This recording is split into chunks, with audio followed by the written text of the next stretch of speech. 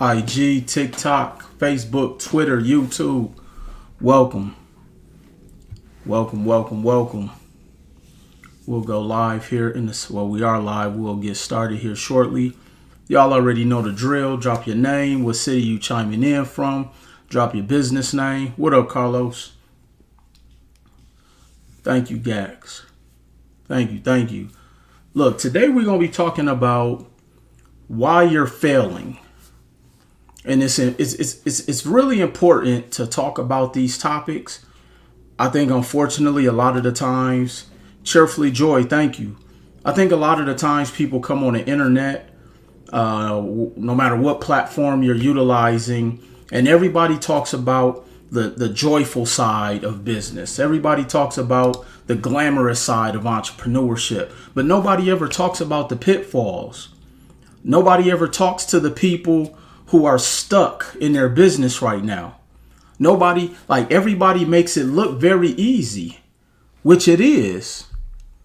But that doesn't mean that that doesn't mean that there aren't any hurdles. See, becoming successful is very simple, but simple is boring, and most people don't like boring. And so we're going to talk to those people who are stuck today. We're going to talk about, thank you, certified lover boy. Thank you. We're going to talk to those individuals. What I want you to do, Tyrone, what up? If you feel stuck right now on your journey, type the number 1 in the chat for me. And I'm looking at several different screens.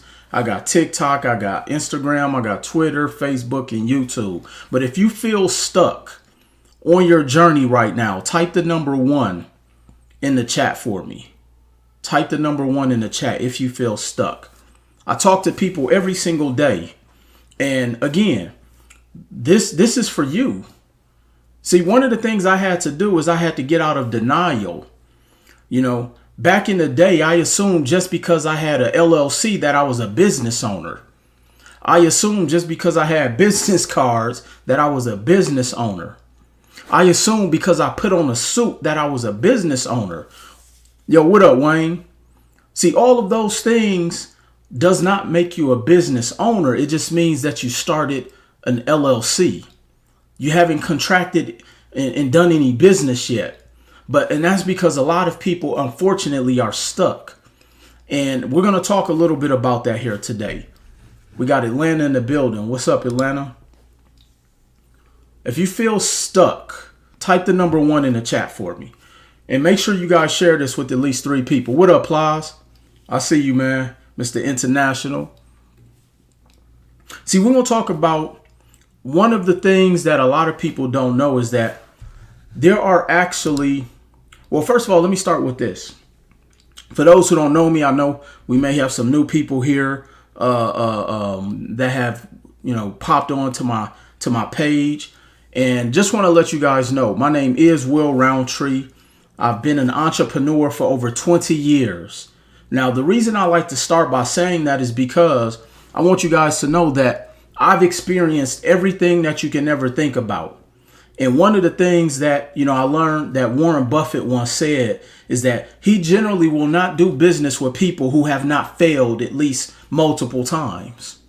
And see, unfortunately, this generation has an unrealistic conception of what failure is. See, failure has now been marginalized to someone who didn't make it. That's not failure. See, failure is giving up. Failure is to not even try.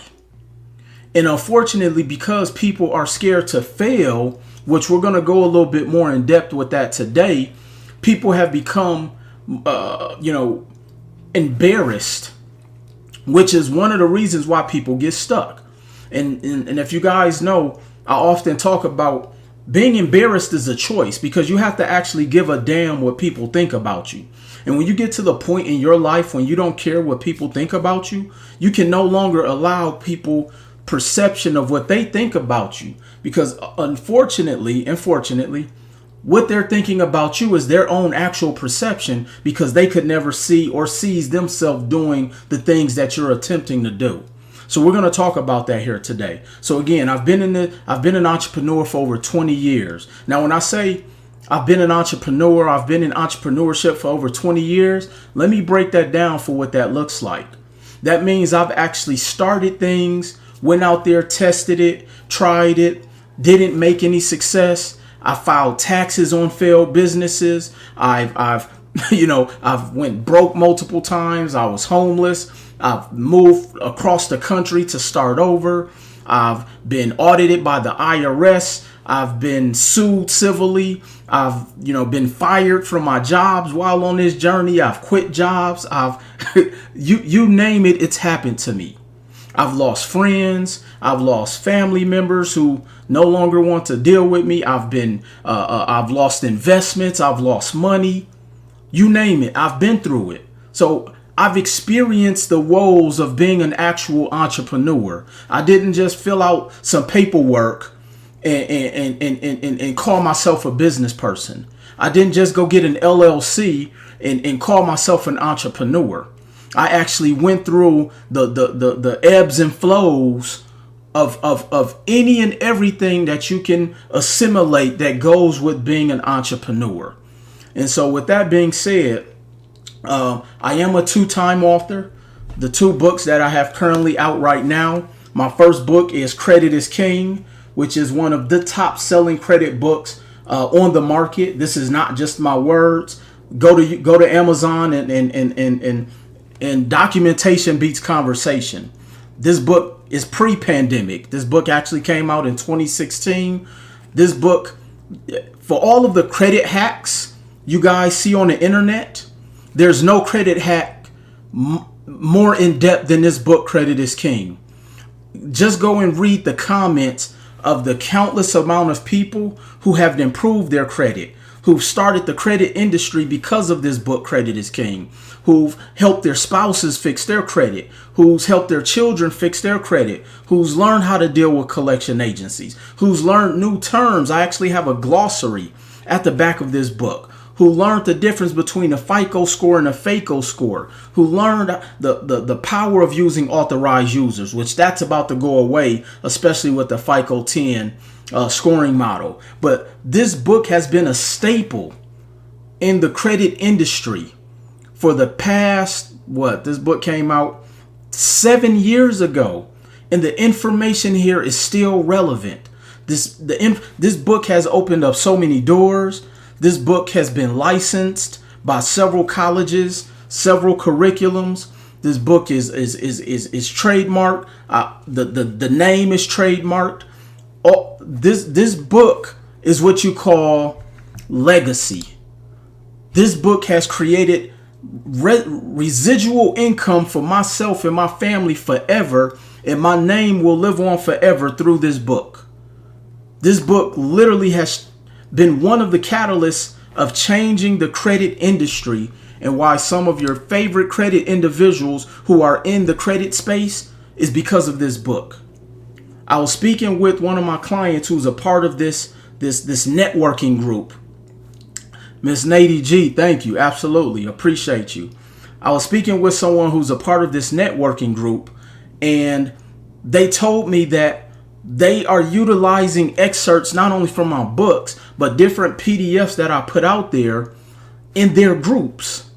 So when I come online and I talk about, just the credibility and the longevity and everything that I've withstood within this space, I've seen everything that you can think about. This book is on Amazon. It's on barnesandnoble.com. You also can pick up the audio version of this book.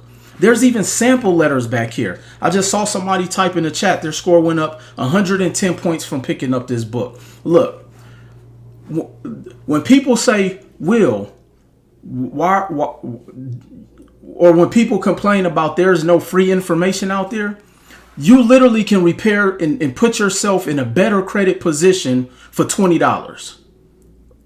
Literally. You literally can fix your credit for $20. Now, I get sometimes you want it done for you, and we offer that as well too. But you can't find one event that I've ever spoken at where I've pitched credit repair or tried to sell you. You can't find one event that I've spoken at where I've tried to pitch anything Generally, I go up there, I provide the information, I let you guys make a decision to decide to do business with me or not. Because I give you so much information and so much executable strategy that you can walk away and go out there and implement everything that I've shared with you. And if you decide to do business with me, you do so. You know, so I give you the game for free. I was doing FICO Friday for 2-3 years when it was 7 people on there, showing you guys all of these credit hacks that people are on the internet doing. I was giving that away to y'all on FICO Fridays. I was telling you how to go to the banks and get the credit. I was telling you how to deal with collection agents. I was telling you how to boost your score in less than 30 days. I was talking to you about credit utilization. I was telling you how to deal with credit agencies.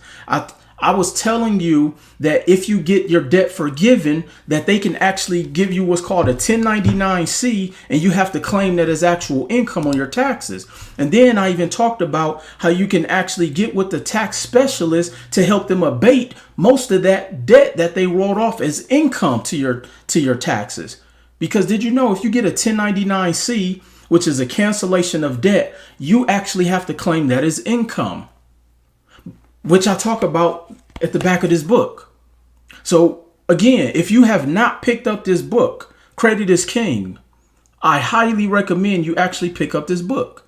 You can actually fix your own credit by reading King Will's book. Absolutely. Absolutely. So many people started in the credit journey just by this book alone. Just by this book alone. So if you have not done so and picked up this book, I highly recommend and suggest that you pick it up. Not for my sake and purposes, because I give away 100 copies a month to different organizations, to different schools, to different nonprofits, to different mentorship groups, to different barbershops. So it's not even about the sale of the book. It's because I want you to have the information. Because here's the thing that I've learned about life and about information. See, does that work for the IRS, the cancellation of debt? Yes, Liz. That's why you want to get a tax specialist. See, here's the thing that I keep sharing with people. I need you guys to share this information. I need you guys to share this live with at least 3 to 5 people. I was 430. I got the book and now I'm at 800 Credit Club. I'm telling you, I don't have to gas the book up. If this book was trash, I would have a 1 star on Amazon. I have over 1,400 reviews of this book. And the people who probably didn't give it a good review is because they were scam artists. They were scamming the banks. See, let's not forget that people always talk about people in the credit space, but people who got bad credit a lot of times, sometimes they're the scammers because they're scamming the banks. They don't want to pay their debt back. Thank you, Cassidy. Thank you for the badges.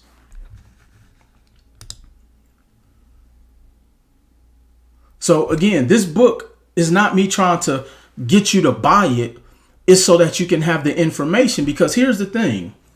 And I'm not even saying just my book. There's a plethora of books out there that you want to have in your arsenal. For those who don't know, I'm also big into the finance dictionary books, the dictionary of real estate terms. If you guys don't have that book, go and pick it up. Dictionary of banking terms. If you guys don't have that book, go pick it up. Dictionary of business and economic terms. See, this is why a lot of people don't know much about business. They have a very good marketing campaign. They have a cool logo, and they drive some cool cars and wear nice clothes, and then they entice people to buy into their bullshit products and programs.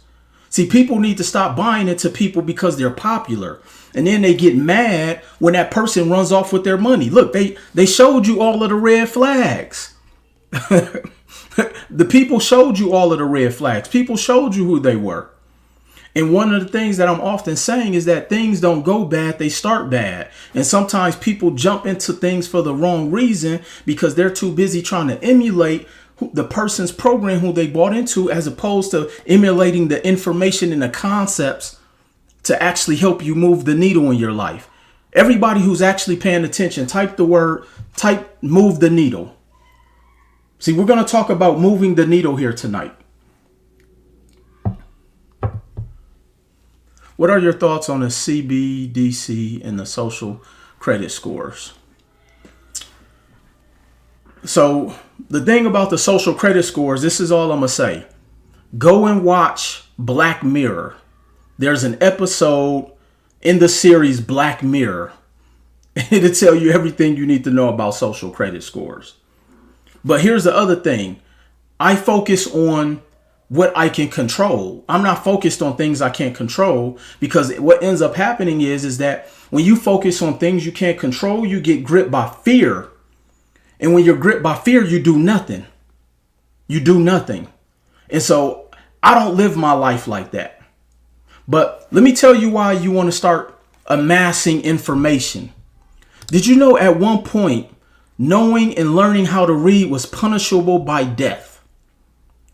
Knowing and learning how to read was punishable by death. See, they put information in books because they know statistically 97% of people do not go through books. They buy them just so they can sound cool. A lot of people have read Think and Grow Rich, but if you haven't read that book more than once, 9 times out of 10, you haven't actually grasped the information in that book, which is going to trigger what's called reticular activation. See, these are manuals for the blueprint for our success path. And I'm going to talk a little bit about that here today. Make sure you pick up Credit is King. My second book, Full-Time CEO, the shit they don't tell you. See, one of the reasons why I feel that I've been able to be in this industry, be in the game for going on 20 years is because I went in with a realistic expectation, knowing that I was going to fail most of the time. Let me say that again. I went in with a realistic expectation on my entrepreneurship journey, knowing that I was going to fail most of the time. And let me tell you what I mean by that. See, unfortunately, people go in with this notion that it's going to be kumbaya when you go into business. And that's not the case, because you have to be willing to fail your way to the top to even see what works and what doesn't work. Wayne said, Will be in our mastermind group, y'all. Stay tuned. Get your discourse ready. Oh, yeah, Wayne. Tell them they got to get ready, man. We talking high level mastermind, where it's number 7 and 8 figure and 9 figure people in this mastermind group, where you have to be invited to. You can't apply. You can't know somebody. What up, Frankie Figures? You really got to be about this life. In my book, Full-Time CEO, the shit they don't tell you, this is where I break down what you also can get on Amazon. And also there's an audio version of this, which is rated 5 stars on Amazon. I didn't even know, because I usually don't pay attention to metrics. See, one thing about me is I never cared about clicks and likes, because in order to be successful, you have to be disruptive. Everybody type the word disruptive in the chat. To be successful in anything, you have to be disruptive. And to be disruptive, that means you have to be okay with everyone not liking you. You have to be okay with everyone not abiding by your philosophy, by your ideology. So for me to have 5 stars, which again, because I don't check these things all the time, I was actually surprised, because I remember reading a comment one day that somebody said, this is just another ploy to sell a course. I'm not selling anything in here. Again, this book was pre-pandemic. See, I saw a post today that said, how many people would actually still be successful if they could not sell courses to coaching, mentorship, mastermind, mindset, credit, all of this stuff? And 90% of the people probably wouldn't be here today. See, I was doing this before the pandemic, guys. I was doing this before the pandemic. So you have to be okay with being disruptive. You have to be okay with not being liked. You have to be okay with wanting to learn new information, like my brother Wayne said. This reminds me of a story. Oh, you also can pick this up on Amazon and Audible. This reminds me of a story. Wayne and I have a mutual client. We have a mutual client, and the client was talking to Wayne and I. And for those who don't know Wayne, he's the creator. In my chat, make sure y'all go and tap in with him. Tap in with him. If you're not motivated after following my brother Wayne, you don't have a pulse. He's also a part of the fastest growing podcast in the world. Name any podcast person you could think of. Wayne and my good friend Sean Kelly, they have the top rated podcast in the world. They're not just interviewing rappers and people who are cool. They're actually interviewing people who've made 9 figures and beyond, and coming on their podcast, giving you guys the game for free. But here's something that was important that stuck out. Wayne and I was having a convo one day, and it was a gentleman complaining because he made an investment that didn't go in the level of his expectation. Now he's in his early 20s, and one of the things, and I get this a lot too, in a person to be like, man, I invested $1,000, I invested $1,500, I invested $2,000, and I'm not where I'm supposed to be. And it blows my mind because these are the same people who will join a gym membership every year and get no results. These are the same people who will go to college and pay hundreds of thousands of dollars and never complain that the degree didn't work. I just saw in the chat. Do you think Elon Musk is teaching y'all what he knows for free? Do you think that Mark Cuban is teaching what he knows to the masses for free? Do you think Damon John, remember he's the same hue as most of us on this live. Do you think Damon John is teaching you guys for free? No. Puffy ain't teaching you for free. Rick Ross ain't teaching you for free. Jay-Z doesn't speak for free. But we get mad at our social influencers who's actually moved the needle and showed the progress of them moving the needle. And then when they decide to come back, or when we decide to come back and show you guys how to move the needle, you get upset. But you will go and spend money with somebody because they're popular, as opposed to somebody who's actually informational. I even put it in books for y'all for $20, and people still complain. I don't care what celebrity you see speaking on these stages. Name one celebrity. Name one celebrity that's spoken at any of these conventions that you guys go to that's actually giving you actionable steps in our weight. Name one celebrity that go to any of these workshops you've been to. Name them. Name one celebrity. Magic Johnson, Puff Daddy, Trick Daddy, Lil Wayne, Steve Harvey. Name one of them that's went up there and giving you actionable steps. Shaq. None of them. What they do is they go up there and they tell you their story to inspire you. But not one of them has given a blueprint of saying, hey, let me show you how I got here. And I'm going to tell you why they don't. Because they can't. And they can't because they got their money in a way that 99.9% of people won't get their money. Through rap, through music, or entertainment. Thank you, Katina, for the badges. Right. The same way they buy designers but won't support their own. We stone our leaders and kill the heroes. Wayne, you preaching, man. Real talk. I can't name one celebrity that has actually went out and given actionable steps of how they got to where they were. Because they can't. Because they got their money in a way that 99.9% of you guys or all of us will never amass it.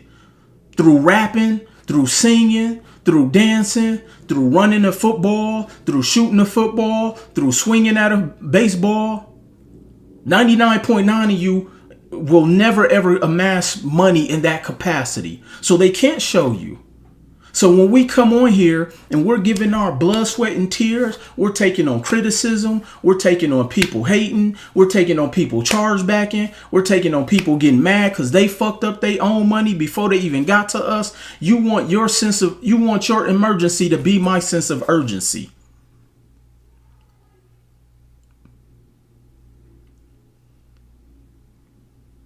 And we got to change that. Y'all bash colleges for selling courses. College sell you courses. As a matter of fact, I want somebody to go and Google USC degree mill.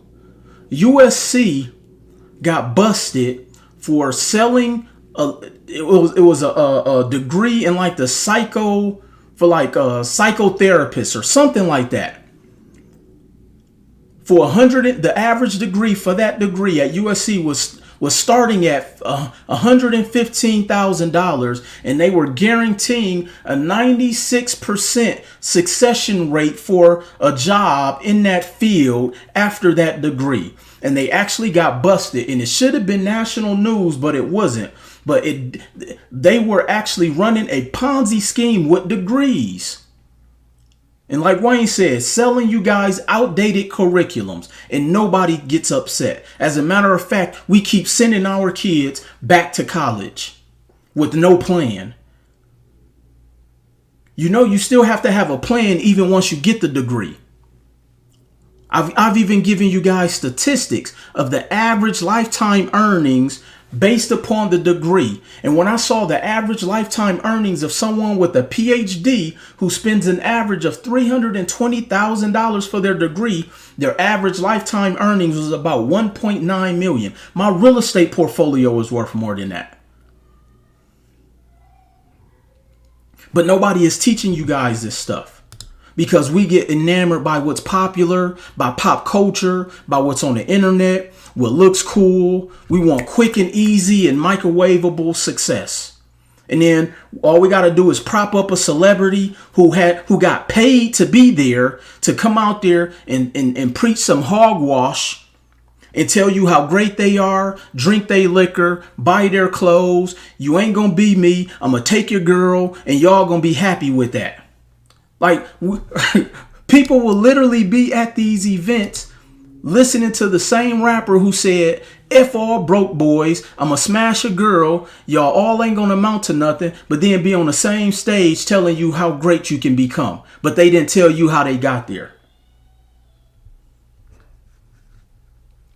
Being broke does cost. Yes, everything costs something, but it shouldn't cost thousands. Thank you. Well, you can't put a price on value. We have to stop saying that. Because I know people who was paying thousands of dollars to go watch Beyonce. I know people who was paying I know the Lovers and Friends Festival just left Las Vegas. It was people who paid thousands of dollars to sit front row, to sit outside. People paid $1,000 to stand on grass to listen to some old 90s R&B. Talking about priorities. Lovers and Friends was sold out. It was packed. Matter of fact, it sold out the day the tickets went on sale. And it was people who was on their lives talking about they couldn't afford to repair their credit. They couldn't afford this. They was calling me with sob stories asking to borrow money 3 months ago. But they was at Lovers and Friends. The average ticket was $300. Add a flight and hotel. The hotel prices on average was about $250 out here. So you spent about $2,000 just to go to Lovers and Friends. So we can't say and complain about price, especially when you don't know value. Because let me tell you something. I once invested $125,000 to my coach, and we did $500,000 within 90 days of that coaching. And we've been up. So it's not that something is too expensive. It's that you don't understand the value of good information. because I'll pay 100,000 if I know it's going to make me 200,000. I'll pay $500,000 if I know it's going to make me $1 million. And people keep screaming they want to be successful, but you will never make 7 figures without being willing to invest hundreds of thousands of dollars over the course of that journey. Period. You will never make 6 figures if you're not willing to invest tens of thousands of dollars. It's impossible. Impossible. But let me share this with you.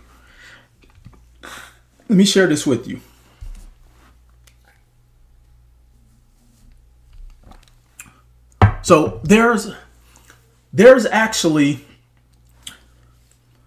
documented concepts. Everybody type in the chat if you paying attention or if you got your hands free. Everybody type in the chat concepts. You guys have heard me use this term concepts for a while now if you've been following me.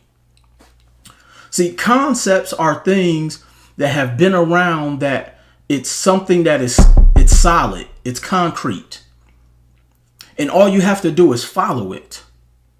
And so I brought up the book Think and Grow Rich because that's one of the staple books that everybody claims they've read, but it blows my mind because it's impossible. Yeah, you may have went through the pages, but did you really dive into that book?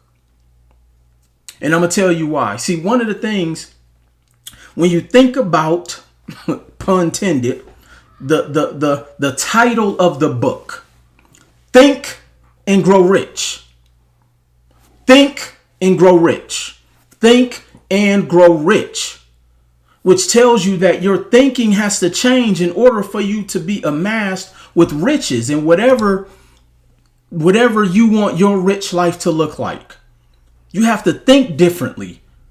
So how can you complain about something being expensive that is a value add to your journey? So if you think anything that is a value add to your journey is expensive, you cannot live or walk within your rich life, because that same person will go to a concert. If you think that paying for mentorship, if you think that paying your bills, fixing your credit, buying books, things that are legitimately moving the needle, that have proven concepts, and overstand, just because you paid for something does not mean that it will not be other investments along that journey. It blows my mind how people will say, oh, I spent $500 and I got to keep paying. Yeah, Sparky. Just like you have to pay every semester for your schooling. Are you complaining to Sally Mae? Well, you probably are once you get the bills, but you don't complain when you get that refund check and you blow it. Nobody complains when you're getting a refund check from Sally Mae.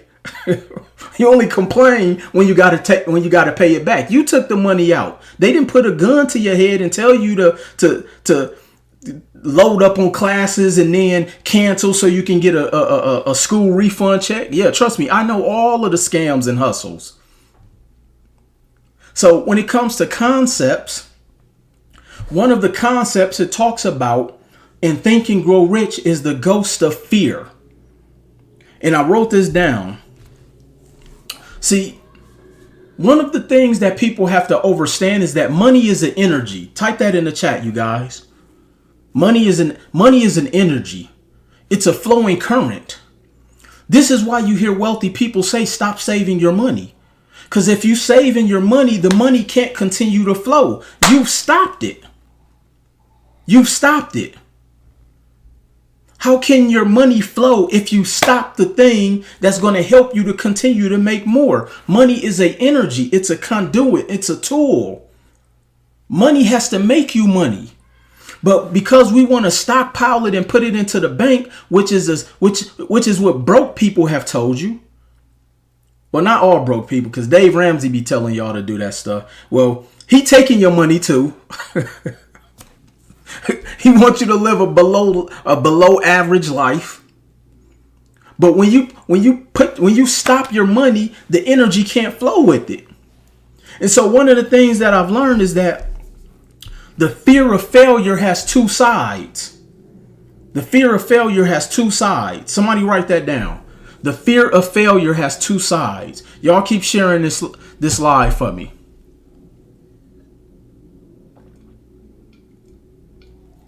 See, the fear of failure,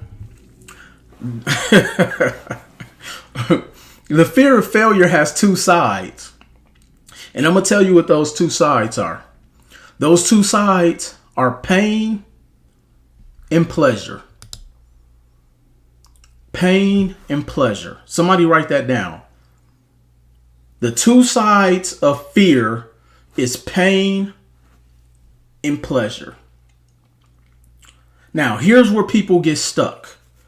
This is one of the energy blocks, the energy stumping blocks that stop people. Here's your journey, and people get stuck because of fear. And I'm gonna tell you why. Broke people pay bills and buy vacations. That's true. People are more motivated to avoid pain than to feel the pleasures of success. Let me say that again. People are more motivated to avoid pain than to feel the pleasures of success. Now, here's the irony of that. Here's the irony of that. Because most people,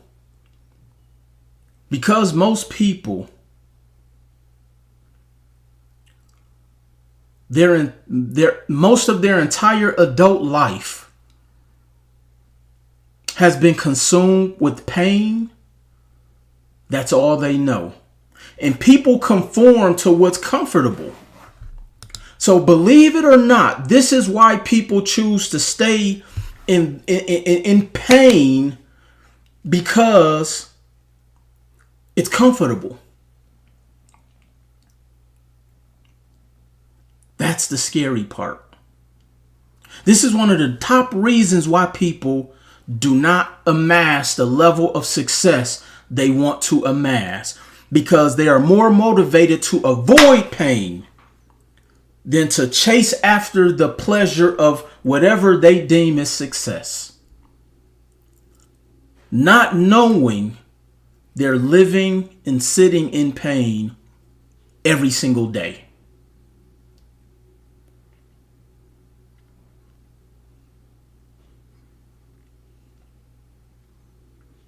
A lot of us are conditioned to fear success by jobs.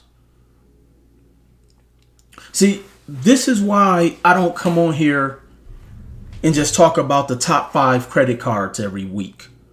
This is why I don't come on here and show you, hey, let me tell you how to add an authorized user to increase your score. Hey, let me tell you how to get an LLC and go get a G-Wagon. That stuff don't get you anywhere. Because once you get into those things, now you're stuck in a pitfall of financial ruin, because now you can't afford the G-Wagon. Now you done use the credit cards to create a lifestyle so people will look like you're rich. Now you done went out and bought all of these LLCs, and now you can't afford to renew them every year. So then you wonder why the needle doesn't move in your life. You jammed up, as Katina said. Yeah, that's my word. I need to get that trademark, Katina. You wonder why you're jammed up. This is why I don't come on here and talk about all of the popular strategies that get me a bunch of clicks and likes. I came on here to be disruptive, not to be liked. I'm okay with the trolls. I'm okay with not being popular. I'm okay with not being liked because I don't conform to what everybody else is willing to conform to. I came on here for the 5% of individuals who really want to move the needle. I came on here for the 5% of individuals who really want to change the way they think. For the 5% of individuals who wants to think properly for success. I didn't come on here to be admired and be liked and get a bunch of likes just so people can go out there and get a bunch of credit cards and then get jammed up. I came on here to help you to get that energetic block out of your way so you can move the needle. That's why I come on here for free. I'm doing this for free. I just listened to a webinar a couple days ago where they're talking about energy. It's not motivational, but it's a lot to do with the mindset. It's a 2-day mindset event. $25,000. But yet, now let me tell you, that person is not of the same hue as me. But I guarantee you not one black person who goes to his event will complain about his price. I guarantee you they won't. They won't. I promise you they won't. Not one black person I know complains about Grant Cardone's price. Not one. I don't never see black people complaining about his fees. You can't eat. He not responding to your DMs. Me and Wayne, we respond to y'all DMs. You can pull up at our event. We talk to you. We ain't got 10 security guards around us.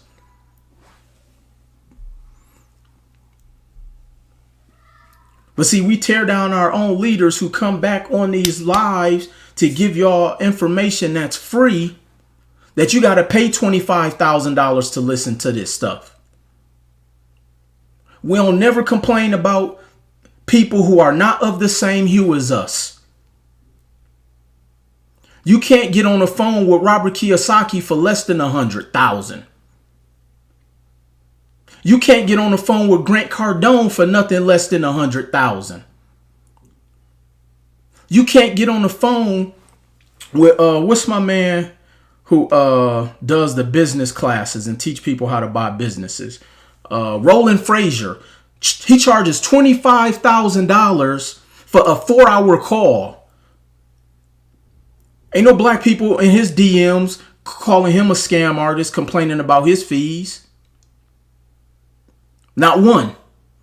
Matter of fact, the black people that go to their events that is not of the same hue as us, they be in the picture like this, calling them Uncle Grant, Uncle Roland,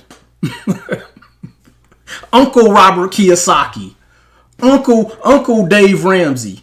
And they like, get your arm from around me. How did you even get in here? But we tear down our people who come on here for free and teach you guys how to move this needle for things that you paying $25,000 just to get in the room to eat ham sandwiches and fruit punch.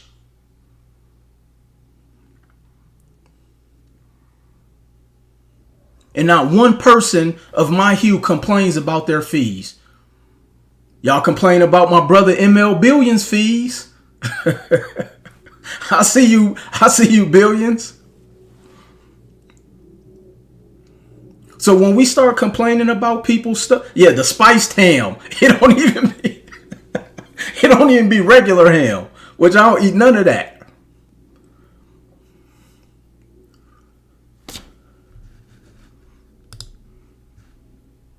So we have to stop tearing down our leaders who's coming on here and really giving y'all game. Because if I was on here, and if I was doing a live talking about which gender is the best, men or women, I would have 2,000 people on here in the first 2 minutes. If I came on here talking about should it be 50-50 or should the man pay everything, it'd be 10,000 people on this live. But I'm coming on here showing you how to unblock your life. I'm coming on here showing you how to move your financial needle. I came on here and I gave it away in my books for $20. My courses are peanut prices. Yep, that's why I ain't doing it no more. I feel you, billions. I'm telling people at the end of this year, my Instagram is just going to be pictures of me getting pedicures, eating grapes, sitting somewhere where it's no mosquitoes, no time of the year.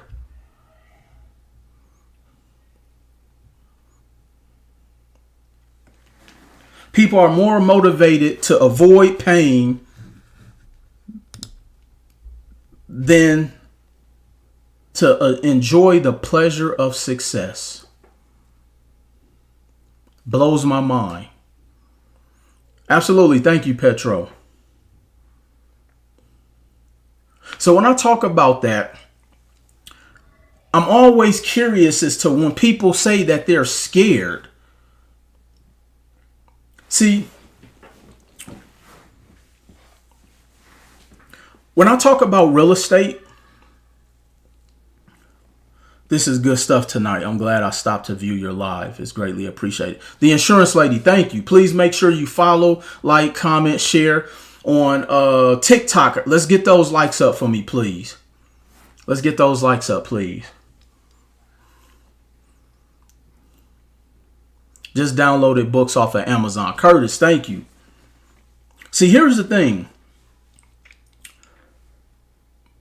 What is it about risk that's fearful?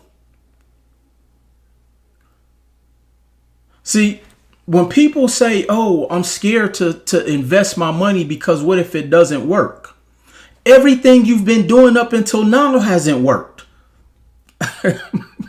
So the only way you find out if something works is you have to be willing to go into something with the expectation of it may or may not work. See, that's the part you have to unlock subconsciously, and that's the part of pain that people are always trying to avoid.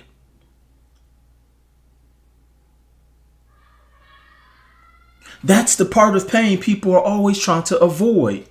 But it's always ironic that those same people risk every single day spending their bill money, spending their rent money, spending their mortgage money, spending their car note money, spending their utility money, going to concerts, shows, happy hour, crab legs, Sundays brunch, vacations. People spend all their money that, oh, I'm too scared to risk it in this on things that they think bring them pleasure. People keep saying there's too many scams out there. That just means you're not doing your homework.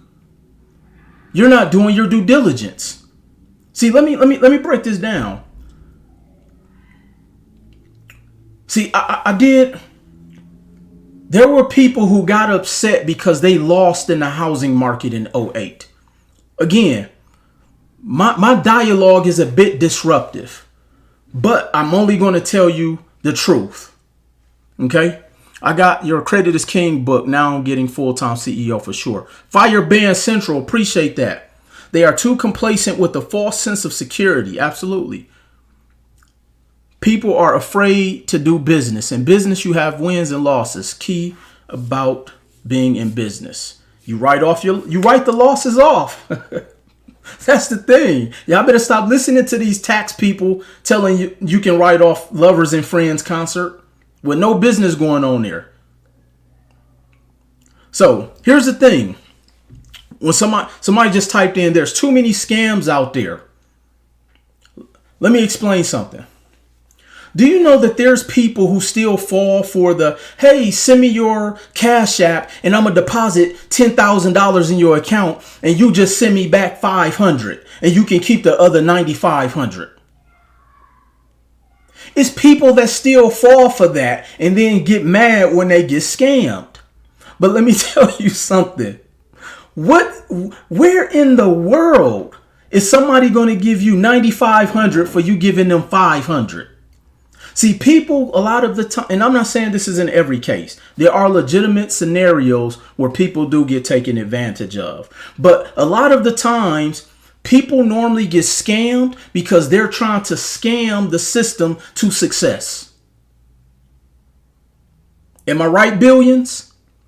A lot of the times people get scammed because they're trying to scam the system to success. Meaning you're trying to cut the line. You're trying to look for a shortcut to getting that $10,000. So you're willing to give somebody your Cash App credentials because you really think that that you've been blessed by somebody with a private number to give you $9,500 in your Cash App if you send them $500 back. This is why people get scammed. Same thing with these internet coaches. What you're doing is that person has not shown you anything that they are actually knowledgeable about what it is they're selling you. You bought into their lifestyle. And so because you like the car they drive, you like the vernacular they use, you like the clothes they wear, you visualize yourself on that vacation. And so because you think that they have the cheat code to you getting to where they are in 30 days or less, people buy into it. As opposed to if they just were aware. I talk about it in the book, Full-Time CEO. And it starts with changing the way you think. So if you think that you're going to go from zero knowledge about how to make money. I'm not talking about getting a job, because making money is different than getting a wage. And you think that's supposed to happen overnight because you bought somebody's $16 course. So we got to stop saying we got to stop using this vernacular of an excuse and say, I'm scared because of the scams. We just have to learn how to think differently, and then you can avoid 99.9% of the scams. True story.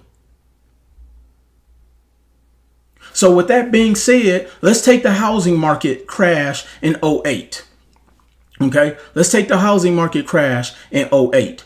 See, in 2008, most of the people who lost in real estate was because they didn't understand or they didn't understand purchasing real estate.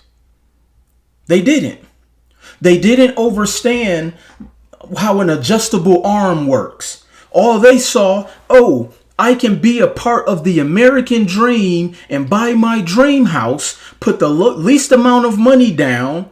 My payment is going to be this amount for the first 3 years. And then that realtor who didn't even know anything about real estate told you, you can just refinance out of that within 3 years. But here's what they didn't tell you. So that they can get another commission, they called you up in about a year and a half and said, did you know you have $150,000 in equity? You can take that money out of your house and go buy and put a swimming pool in your backyard. You can take a vacation. You can spend all of that money up, and then you can just refinance by the time the new rate comes around. But then guess what? That person credit score done dropped. They done spent all of the money trying to look like they're rich. And next thing you know, they're in a financial jam. That's essentially what people get themselves into. Not just thank you for the badges, Reggie. That's essentially thank you for the badges, Sabrina. That's essentially what people look like, or how it usually goes when people say there's so many scams out there. No, you didn't read the fine print. You wanted to hurry up and look like you were wealthy. You want to hurry up and get the money deposited into your Cash App. You want to hurry up and get the $250,000 in credit without using your Social Security score. See, only people who fall for that is people who got bad credit. You wanted to get the CPN because you don't want to fix your real credit.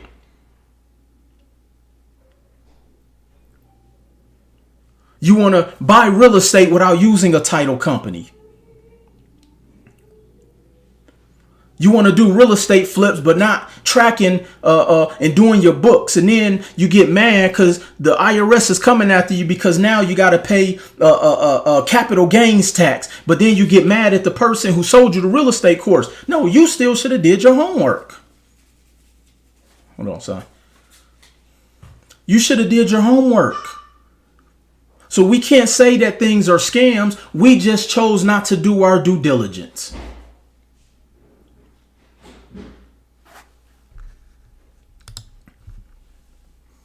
Barbara, you can go to rei90.com to get more information.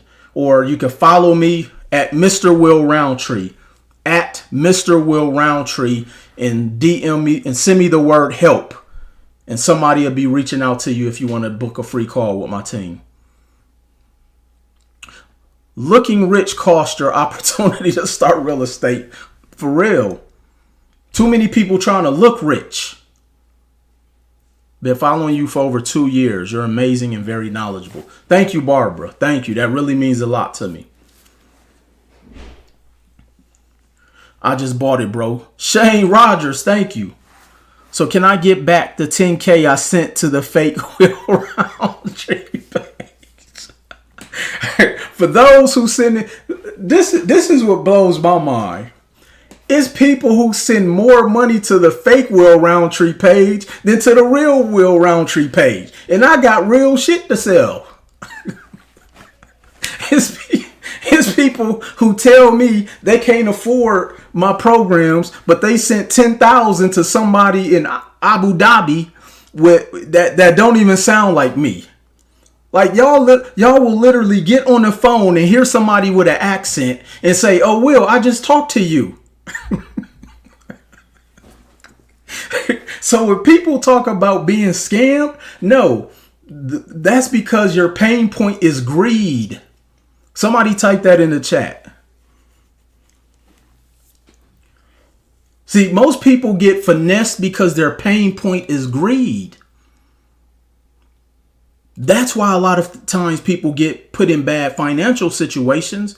This is why people fall for the okie doke, because their pain point is greed.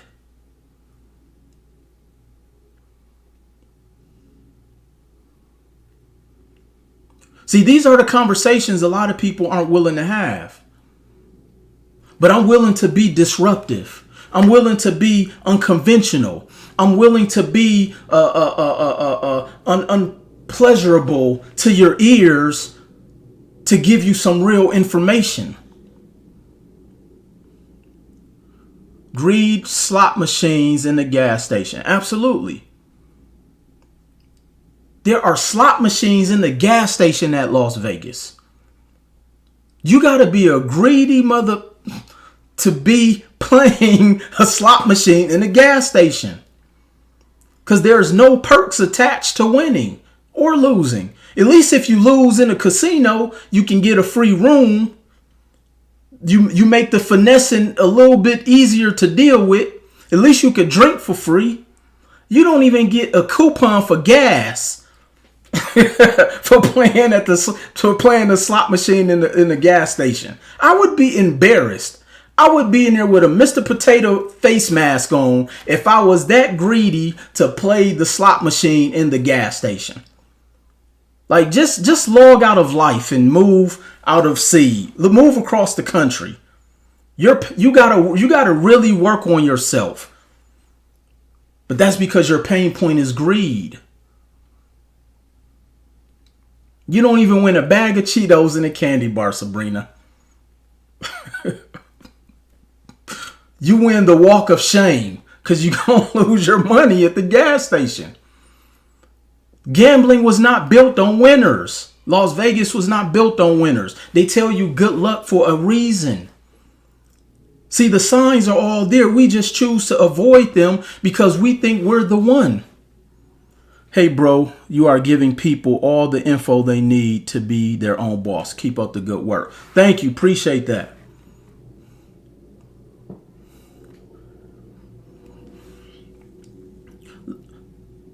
So when we think about that energy block, a lot of the people are blocking their flow of success, blocking their flow, the energy. Money is energy. It's a flowing current, and you have to put it out there for it to keep coming back. And so when you put your money in the bank, think about this. Think about this. The bank makes more money off your money than you make off your money. That's a red flag. That's a red flag. But nobody complains about the banks. Even though you may still have to use them, there's something you could do about it. You dump your money into assets. And we're going to talk about the top wealth generating assets in which you could put your money into. But nobody complains about the things that actually take money from them. Nobody complaining about the concert fees. Nobody complaining about how much the cost of clothing have went up. Matter of fact, in my community, we brag to each other about how much we've spent on our purses. We brag to each other about how much we spent for our concert tickets. We brag to each other about how much we spent on belts. Look, if you showing off your designer belt, you got to be like one of the weakest people I know, because that's the cheapest thing you can buy that's designer. And if you got to show that off, you're very insecure. Why are you tucking in your coat? Like, I've seen people tuck in their North Face to show off their belt. Like, you know how thick that jacket is?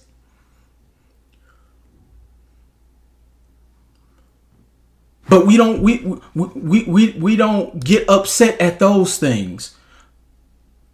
But we get upset with everything that pertains to moving the needle in our life. Well, let me say it like this. We only get upset with people that look like us, that has options to help you move the needle. Because we ain't getting mad at Uncle G because we want to be in the picture with him. We ain't getting mad at Uncle Kiyosaki because we want to be in the picture with him. We ain't getting mad. Like, we don't get mad. We only get mad with our own people. Blows my mind. Blows my mind. Said I'm mad funny. Thank you. Honestly, I don't try to be. I just come on here and try to tell the truth. But unfortunately, the truth is just funny. It really is. When you really sit back and think about it, the truth is funny. The truth is funny. Or at least it should be. And usually something is funny because it's sad. It's sad. People are more motivated to avoid pain than to feel the pleasure of their success. Will unplug. Katina, you are funny. J.R. Moore 33, thank you for the badges. But you're very intelligent. Thank you. I appreciate that. I appreciate you think that I am intelligent because I am a college dropout. I was told that I would not amount to nothing. I've been fired from many jobs. I've lost money. I've been sued civilly. I've had people steal. Like, you name it, I've dealt with it. I've been homeless. I've slept out of my car. I've hid my car from the repo man for a year straight. Like, look, everything that I talk about, I used to live that life. I come on here to continue to talk about it so I don't backslide, nor do I want y'all to experience it. So I try to give it to you guys so you don't have to deal with what I've dealt with. That's why I put it in my book. Full-time CEO, the shit they don't tell you. Yeah, I used to work at Red Lobster slapping that butter on them cheddar biscuits. I don't want to go back. But I put my life in the book, Full-Time CEO, the shit they don't tell you, because nobody out here telling y'all this shit. They just tell you, hey, join my course and your life will change. Yeah, it will change. It will change. Because if you take that information and continue to build off of it, it can change. But you got to continually put in the work. J. Murray, thank you for the badges. Thought I had an empire. I'm the clown he's always talking about. I will learn the right way this time. Chris, I appreciate that. And I appreciate your sentiment, but definitely don't feel like that. Just know we got to do better. Just know we have to do better. Just know we have to do better. Listening to this in my Benz, looking at my Maserati that's been parked 4 months, can't afford to fix it. Spent my last 40 on your book. I leveraged credit to sports bet, won 100K and lost everything. I hear these stories all the time. You should be in Chris Rock comedy. Hey, if he'll book me, all I got to do is go up there and talk about my day to day and what we see and what we deal with as a culture. I am David Banks. Thank you for the badges. I see this story over and over and over again. But I'm gonna have a solution for y'all. Again, everybody type actionable steps. See, I always come on here and first I address the problem. Well, first I talk about the symptoms. Well, I address the problem. I talk about the symptoms, and then I provide some form of solution. But you still have to do the work. You have to still do the work. So when we talk about risk, people risk their money every single day paying for things that bring zero return on investment.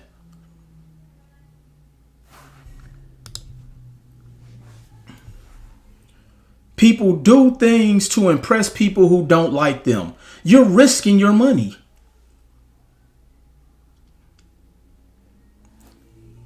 People plan more for a 2-week vacation than they plan for their lifetime. But you talking about you scared to invest your money.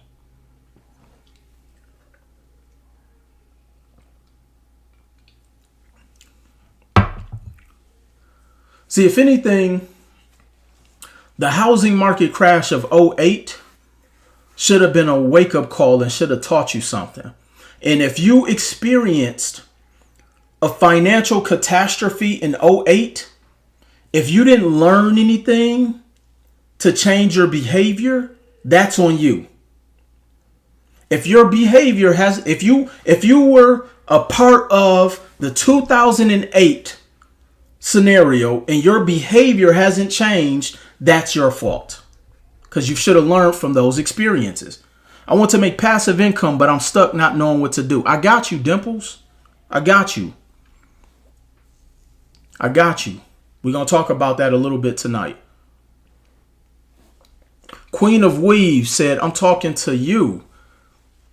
Well, I'm glad you felt that. Make sure you stay locked in. Make sure you like, comment, share, follow, all that stuff. Make sure y'all keep sharing this. Because I don't know about y'all, but I'm tired of every video in my algorithms being about should men and women go 50-50, who cheating on who beating up people. We like everything negative. That's a distraction. That's a disruption to your energy. We're disrupting our energy with negative energy that doesn't help the energy of our money continue to flow. So we have to get out of this mindset of being that success is painful. Being poor is painful. Trust me, I've been there. When I would go back to my apartment on Flamingo and Swenson, for those who are familiar with the Las Vegas area, when I would go back to my apartment to Flamingo and Swenson and I had to sleep on the floor on top of bath towels, I would roll up a towel as my pillow, and I'm avoiding the roaches that's crawling around as I'm grocery shopping at the 99-cent store. I knew how much my grocery bill was going to be because everything in there was 99 cents. All I knew I had to budget $15 a week. get 20 packs of noodles for $2. Get some cereal, some milk, and get the rest of my stuff. Like my grocery list was about $20 because I knew I could run it up at the 99-cent store. That's how I flexed. I came out of there with 5 bags and only spent $20. That was painful. That's the pain that I work on every single day to avoid. Not the pain of wanting to change my circumstances. Not the pain of wanting to change so that my family no longer has to go through what I've been through. That's not painful. Being told no is not painful anymore. Failing is not painful to me anymore. Being criticized is not painful to me. Being not being liked is not painful to me. Family members not inviting me to their parties, that's not painful to me. You did me a favor. You saved me some gas money. and I don't like your potato salad anyway. So you did me a favor. Last time I came, I got food poisoned. You know what I'm saying? What are the requirements for funding? Stay tuned. Stay tuned. Yes, sir. Where do you get your books? You can go to Amazon.com to pick up my books. Thank you, James. Appreciate that, Dimples. That's painful. So when I talk about risk and when I talk about real estate, that should not be painful. That should not be riskful because your risk should be calculated. Your risk should be calculated when you learn the right way. When you learn the right way, your risks are calculated. And that's what I've been teaching people in my REI 90 program. I don't have to sell this program to nobody. It sells itself. Thank you for ordering a book, Jimmy Lincoln. Thank you. I don't have to sell my real estate coaching program to nobody because everything in the coaching program, I give it to you. There's no upsells, no downsales, no side sales. I don't get a piece of your deal. I show you how to get the deals. I give you access to deal. As a matter of fact, I give you access to my team for free. I'm not asking you to put me on the title of every deal you do. I'm not asking for a percentage of your rent. I genuinely want you to win. So I've mitigated your risk when it comes to learning about real estate investing. And then I'm only talking about being a real estate investor at the highest level. Well, Will, what do you mean by at the highest level? Because see, unfortunately, they've glamorized the low end of real estate to our people. Again, I'm going to be a bit disruptive here. They've glamorized the low end of real estate to our people. Here's what I mean.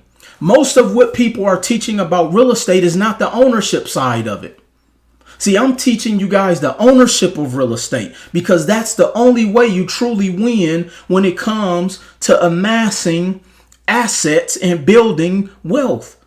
Honestly, I don't even like using the term wealth. And I'm going to say, I say that because most of us can't even fathom that. They can't. And that's the part of the pain they're unfortunately trying to avoid. This is why I come on here and I speak the truth to you guys. Because I want you to know this shit is hard.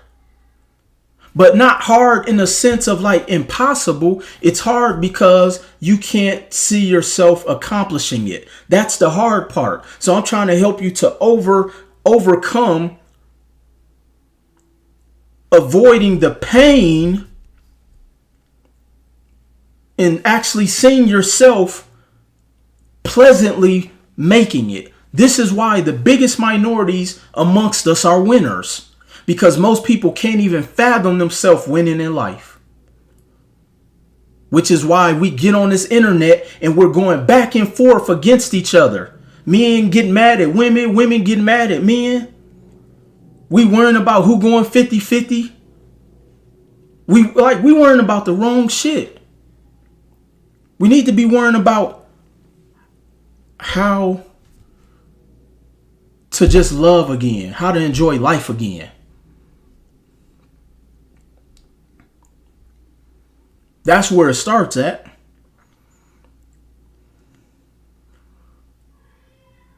We bickering against each other and neither one of them getting money. Let's focus on how to move the needle so we can get back to loving each other. I know I'm off topic a little bit, but like these videos, like they make me mad. They make me mad.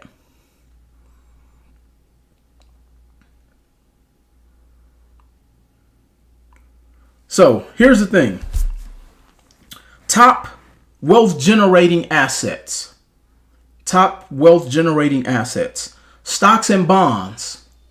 Stocks and bonds. It's a safe and healthy investment, but it's the long term of it. It blows my mind. People say, oh, I want to build generational wealth, but they're not willing to put something in the pot for generations. We want to invest something for 3 days and then take it out because we trying to prepare to go to Lovers and Friends. We take our investment money out so we can take it out to go and flex. Like we take the money that we plan on using to build wealth to go buy shit to look wealthy to other broke people. It blows my mind.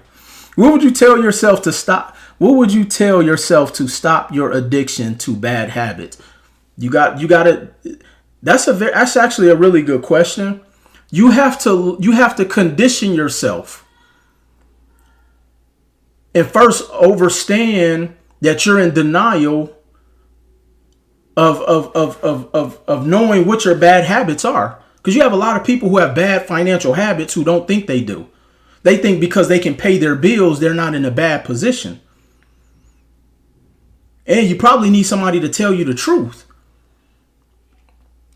See, we like to be around people who make us feel good. See, here's something that I've overstood, and I'll get back to the top wealth building asset.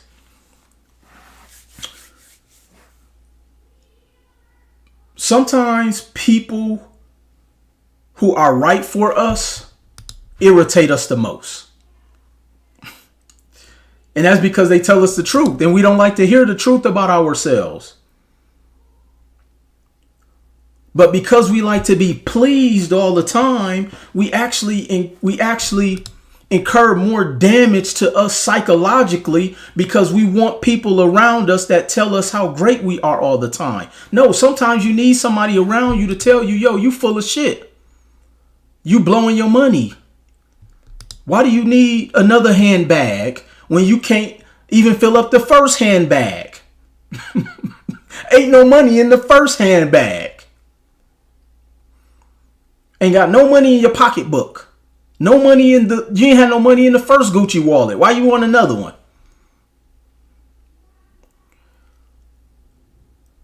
So we got to keep people around us that's going to tell us the truth. So stocks and bonds. Number 2, buying businesses. Y'all notice I said buying businesses, not starting. Statistically, 9 out of 10 businesses fail. You could take that same ambition with the same tact and strategy and buy businesses. We got to buy businesses because it pays you forever. See, here's the thing I really want you guys to focus on. Buy things or invest in things that are liquidable. Buy things that are liquidable, meaning, one of the things I'm always telling my real estate investors or my coaching clients, Katina, let me know if remember when I told you this, Katina. See, when you invest in something, there's a chance you may not win every single time. But I often say, if shit hit the fan and if I can break even, it was a good investment. Let me say that again. If you invest in something that's a liquidable asset, meaning you could sell it and make money. If shit hit the fan and I have to sell my business, if I have to sell my stocks and I break even, it was a good investment. Why? Because the rule number 1 in investing 101 is don't lose money. And rule number 2 is repeat step number 1. So if I at least break even, it was a good investment. But too many people are buying into things that are not liquidable. They buy into it because it looks good. It makes them feel good. And once you get over the notion of stop making everything feel good about you, stop being egotistical, stop being prideful, stop being selfish. Your pain point is greed. That's why you're buying into things that don't benefit you, that are liquidable. So we buy businesses. We're not starting new businesses unless you have an actual game plan. Don't start because you're passionate. Get a customer first, then build off the passion. But you can take that same mindset and buy a business.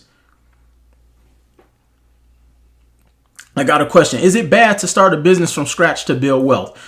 Your odds on success are very low. Your odds on success are very low. Very low. And I'm not saying don't start businesses, but let's not rule out the fact that for the same amount it takes to start a business, we can start buying businesses. There's people out there, even if you bought somebody who had a vending route machine. I've seen people selling vending route machines for a couple $1,000s.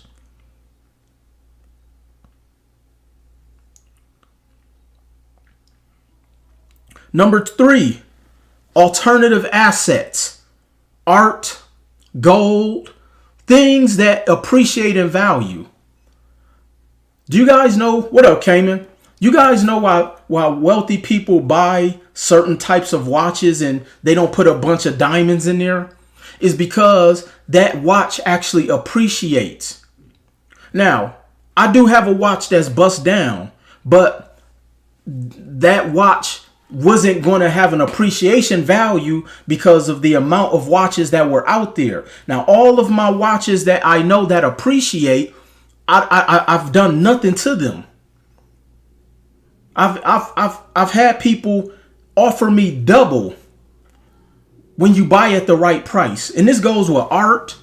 This goes with gold, silver, anything that is a liquidable asset. And here's the other thing about liquidable assets, especially if it's a tangible asset. See, a stock isn't a tangible asset. A business isn't a tangible asset. Excuse me. But art, gold, different things like that, you can borrow against it tax-free.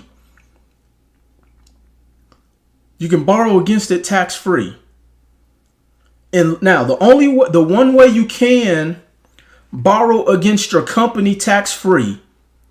Who would like to know how to borrow against their company tax-free? I'm going to actually tell you guys about a strategy that super wealthy people do within their companies. Some of these entrepreneurs on Instagram tell you every day they start with $100 and now they're making 6 figures. How does that work? Well, I'm not going to say that's not true, Dimples. That definitely could be the case.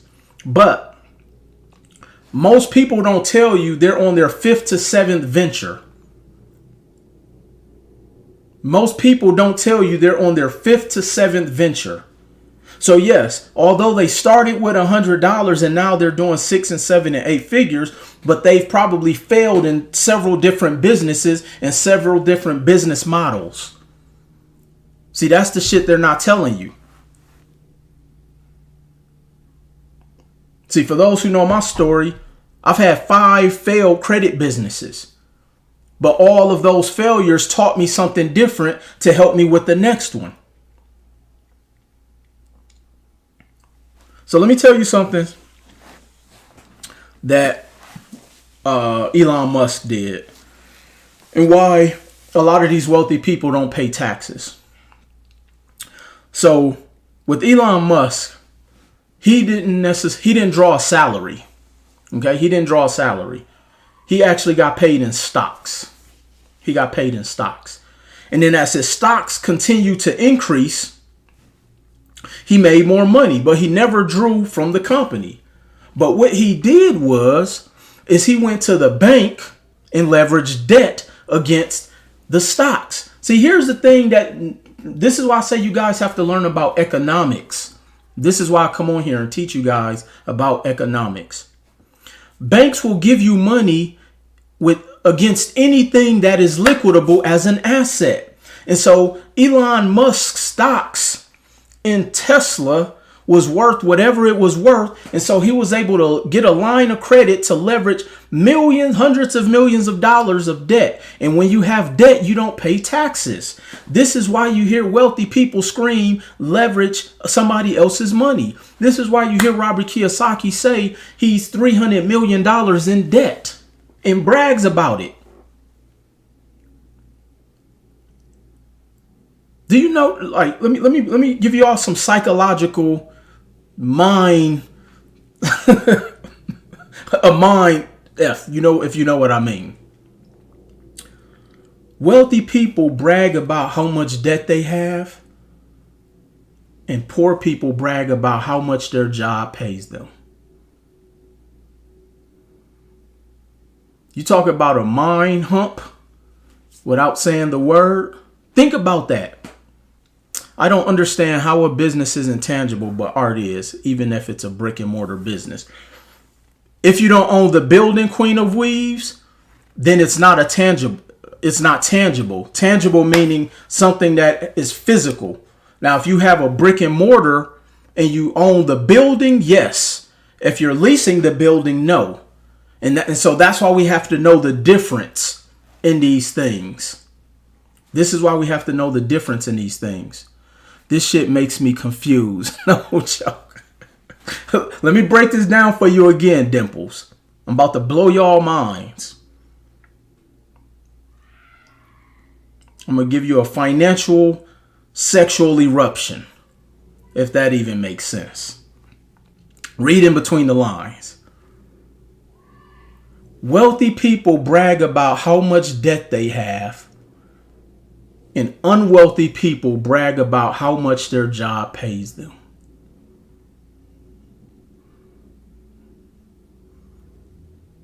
What about putting your assets in a trust and paying yourself dividends? I'm not, you can do all of that, but I'm just telling you at the highest level, or excuse me, the foundational level, what to do. Okay?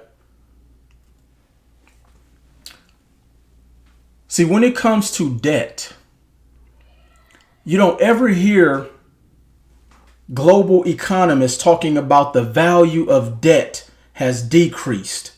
And I'm using the word debt sarcastically.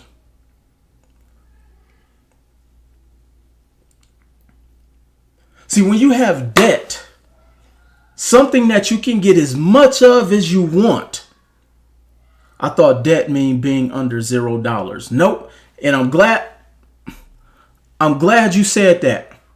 A lot of people think being debt free is the way to go.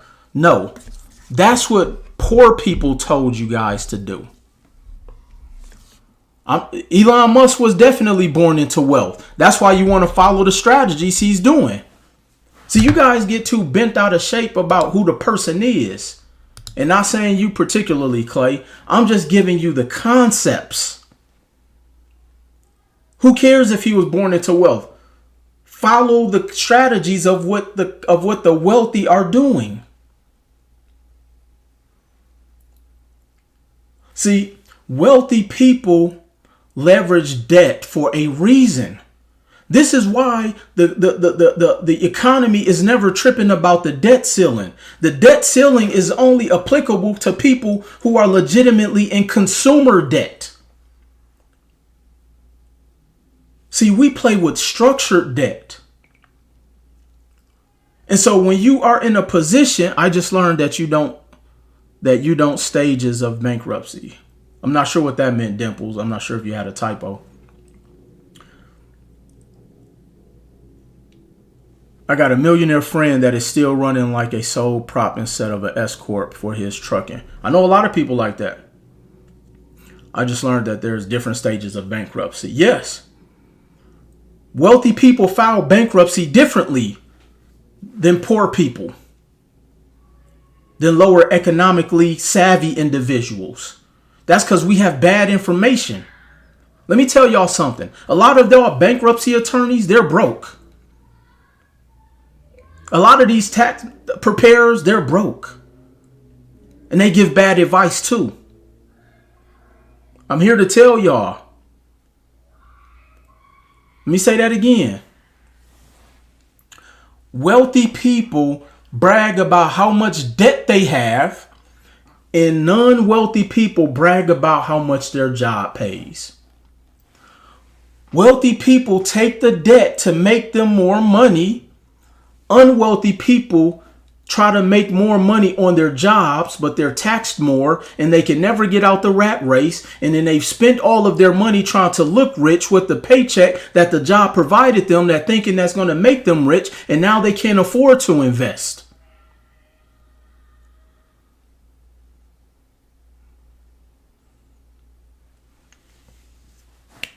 Do y'all see that contrast? Unwealthy people brag about how much their job pays them, but yet they can't afford to invest in liquidable assets or in any assets.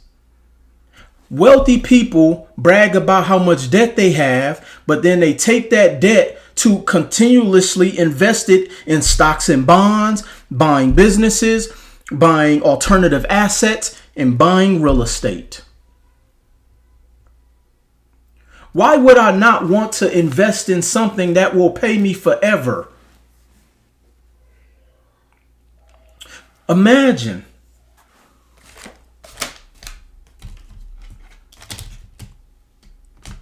getting one of these. Imagine getting one of these and being able to use these to invest in real estate. And then the money that it costs for me to pay this off, the rent pays that.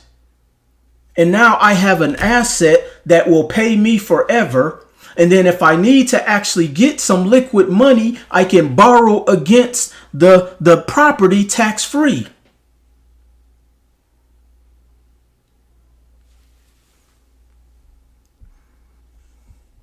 When you get a 1099, you pay both taxes for yourself and also for your employer. Great question, Dimples. This is what I'll tell you. And this is not financial advice. I don't want y'all tagging me to pocket watchers. I'm a fan of JT. But reach out to your tax strategist, because they should be able to structure you to where your business pays you. See, this is why Robert Kiyosaki talks about having an S corp, because your business can pay you. And then the pay that you get from your business is a tax deduction. So now you're getting a W-2. So now you look more lendable on paper. Plus now your business is making money. This is why y'all need to join my programs, y'all. Somebody just texted me and said, I'm cutting up. That's a term that they used to say in the South. You cutting up online.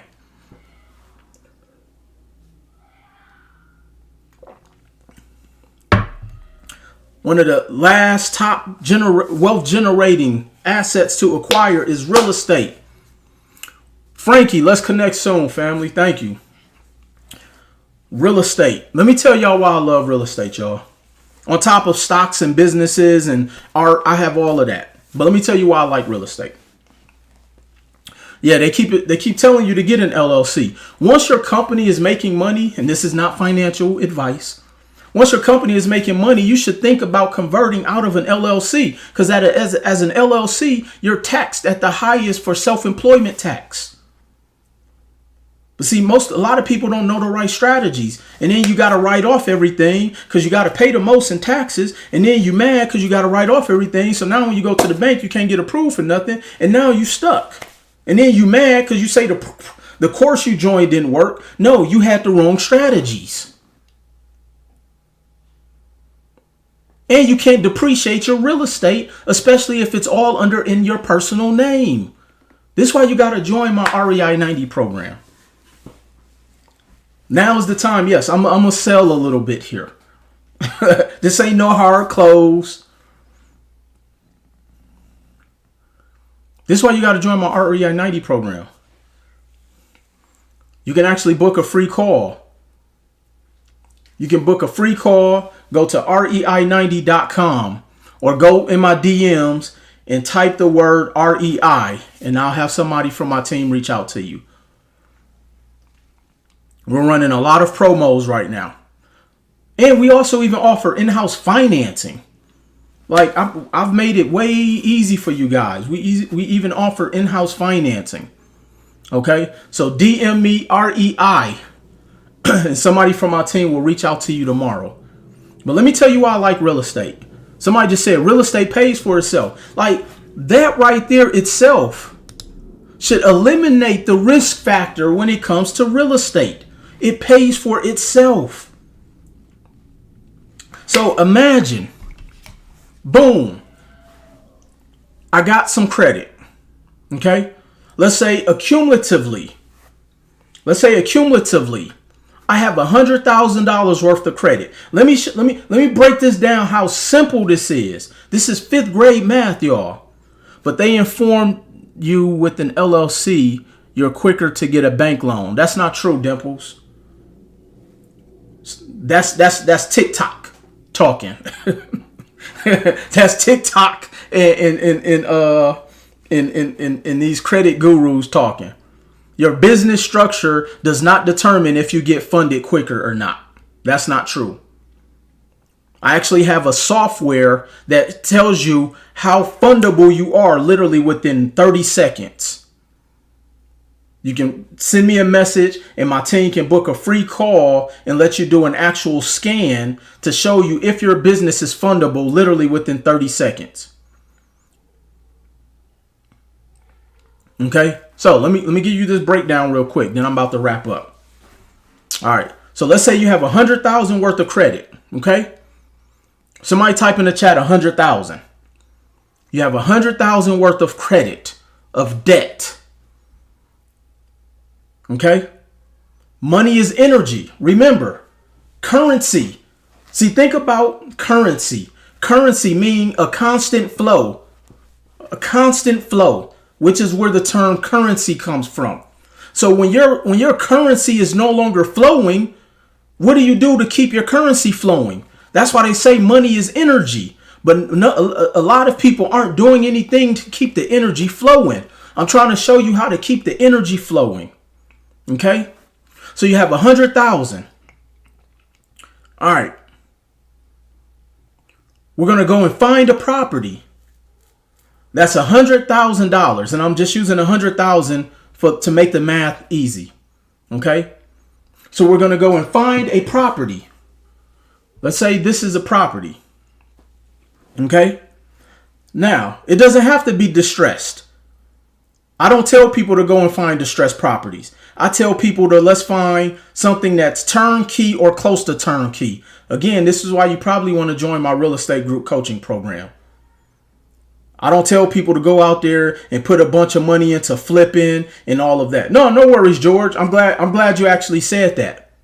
No worries, George. I appreciate you putting that out there. Okay, so here's the property. It's 100,000. Okay, now I'm going to go and get what's called a DSCR loan, a debt service coverage ratio loan. I talk about this in my REI 90 program, okay? And this debt service coverage ratio loan allows you to be able to purchase this property, okay, without having to show any proof of income, all right? And they're going to put it under your company. So this way the debt does not show up under your personal name. So you get all of the benefits of running your real estate investment program like a business. And all you have to do is come up with 20%. I know what they say, Dimples, but just follow your boy tonight, okay? I got you, Dimples. I wouldn't let you fall if I was falling myself, okay? Just follow me for tonight, okay? So with the debt service coverage ratio loan, they're going to put that under your business. I don't have to show proof of income. All I have to do is come up with 20%, which is $20,000. So I'm going to take the 20,000 from my 100,000. Okay, and put it down on this property. And the bank is going to finance the other 80%. So this property got financed 100% using debt. Because again, the down payment came from the credit. It didn't come from out of your pocket. It came from your credit. Okay. So now this property, because it's a debt servicing loan, and let's say the mortgage is about, the mortgage is probably going to be about $500 to, let's say $500. $80,000 mortgage may cost you $500. And then the $20,000 on this credit card might cost you another $200. So you're all in at $700 a month. Okay. You're all in at $700 a month. Now, as long as the rents can cover the mortgage, which is $500, the bank will loan you the money. As long as the rents from this property can service the debt of the mortgage, the bank will loan you the money.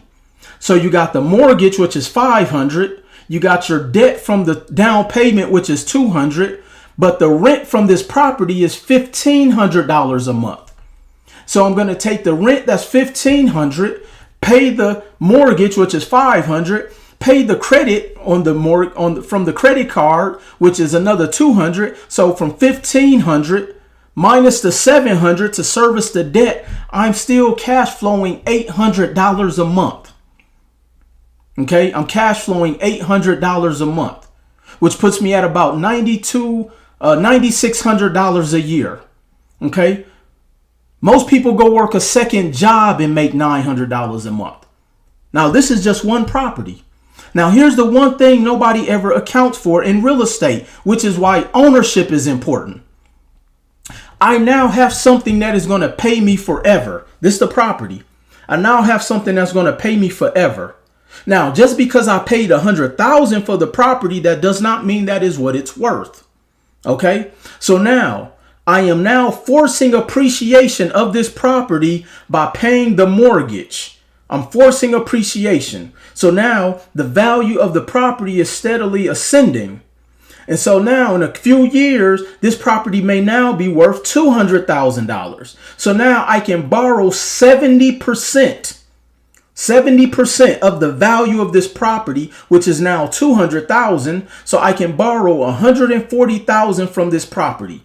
So I'm going to borrow the $140,000, is going to pay off the $80,000, pay off the $20,000, which means I paid $100,000 off of the debt, but I still have $40,000.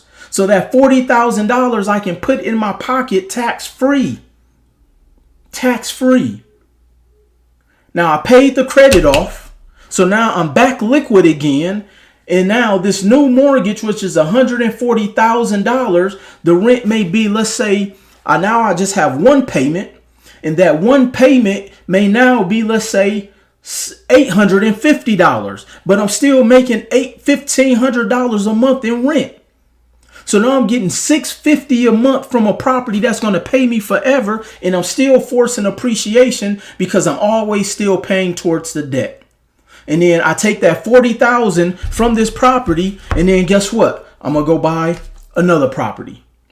And then I just keep repeating the same process. Then I get another property. All leveraging debt. And then eventually, just like the game of Monopoly, I now have 4 properties and I can do what's called a portfolio loan, borrow against the entire portfolio because that portfolio is collateral and any bank in North America will give you money as long as you own real estate that is making money and you can get it tax free. The end.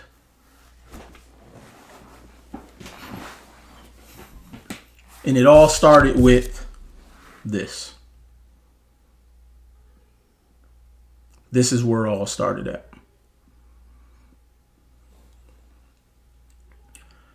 But before it started here, it started here.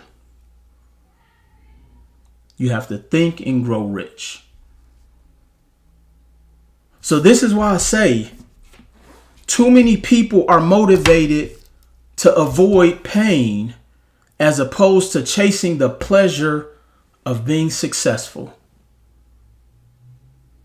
And once you understand these concepts, you can never lose in life. Ever. At minimum, if you break even, you up.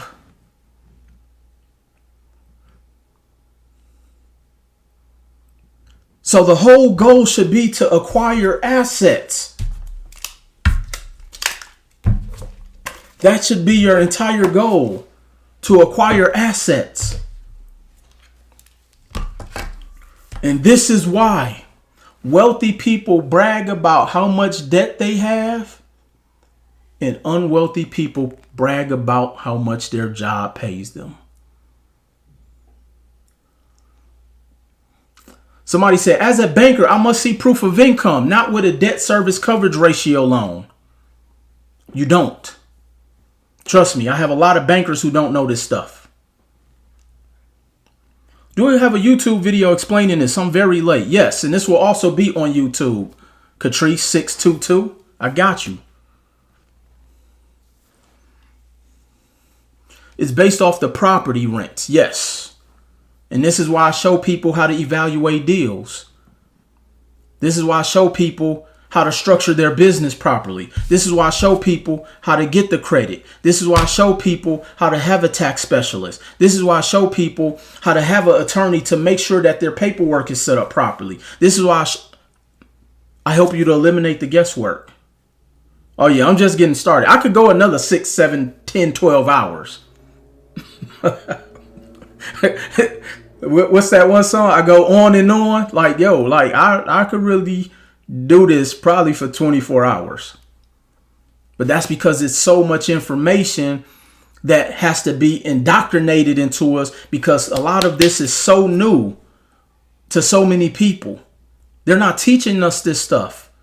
I've yet to see this class being held at Yale. Ooh, I need to make that a shirt. I've yet to see this class been held at Yale. Somebody make that a shirt for me, please. I've yet to see this class being held at Yale. That'll sell out. I'll split the profit. I'll give you 70%. I'll do 70-30. Appreciate that, Linda Realtor. Thank you. Thank you. It's 1 a.m. on the East Coast. Have you really seen where credit repair can help you in the process? If they know what they're doing. If they know what they're doing.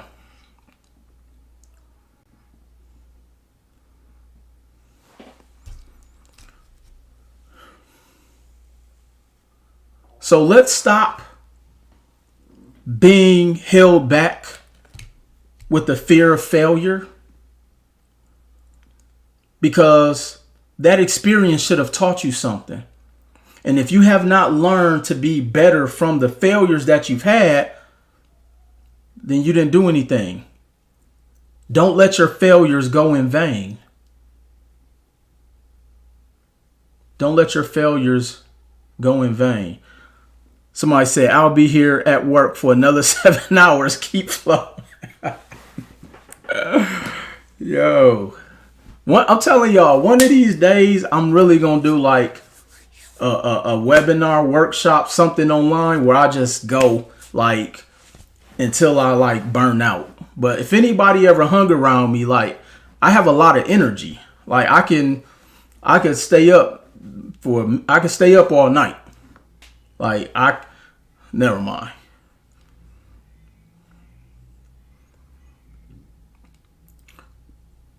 Don't let your failures go in vain.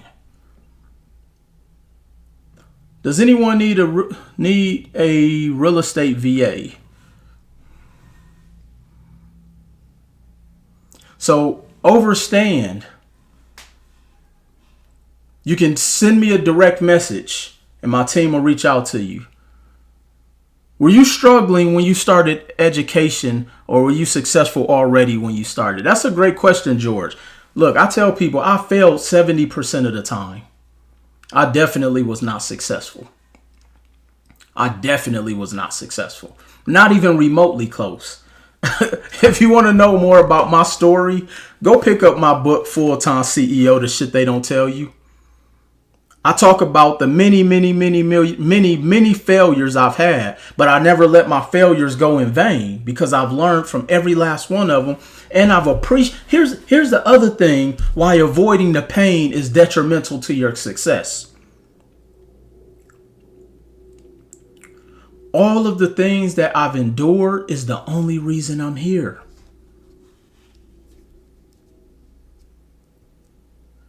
Think about it.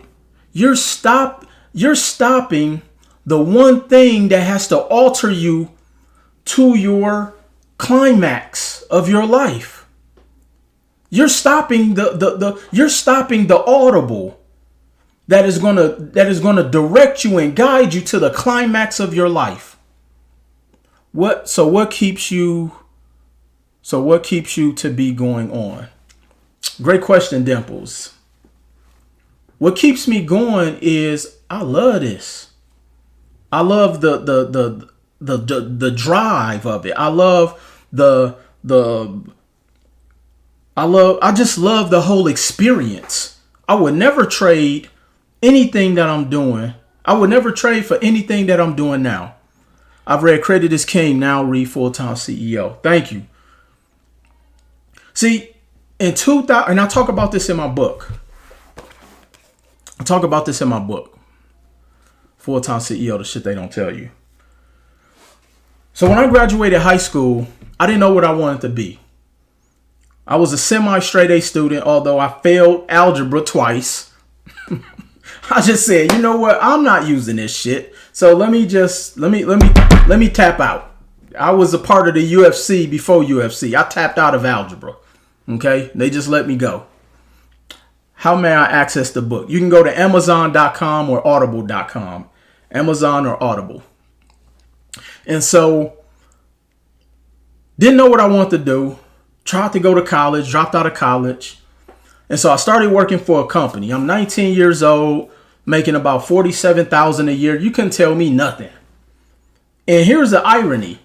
Single, no kids at 19, making $47,000 a year. My rent was $750, but I tricked all my money off. Going out every weekend, buying clothes, all the stuff. I was buying everything that is out of style right now.